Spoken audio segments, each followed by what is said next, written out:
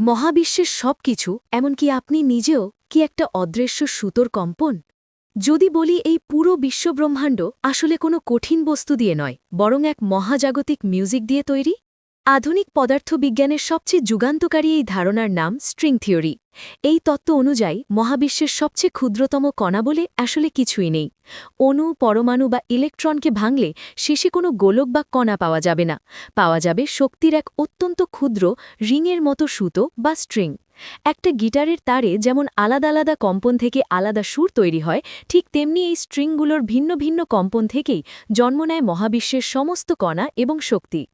একবার চোখ বন্ধ করে দৃশ্যটা কল্পনা করুন।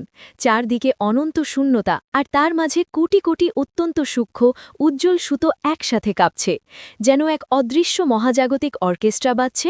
আর সেই জাদুকরী সুর থেকেই জন্ম নিচ্ছে আস্ত একটা ছায়াপথ, গ্রহ, তারা আর আমাদের জীবন।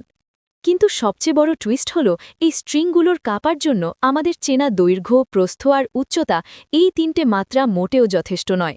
স্ট্রিং থিওরি বলছে আমাদের মহাবিশ্ব ৩ বা ৪ মাত্রার নয়, বরং এটি ১০ বা ১১টি ডাইমেনশন বা মাত্রার ওপর দাঁড়িয়ে আছে। তাহলে আমাদের চোখের সামনেই লুকিয়ে থাকা সেই অদৃশ্য মাত্রাগুলোতে ঠিক কী ঘটছে এই মুহূর্তে? কমেন্টে জানান, এবং আরও এমন বিজ্ঞান রহস্য জানতে সায়েন্স টক সাবস্ক্রাইব করুন।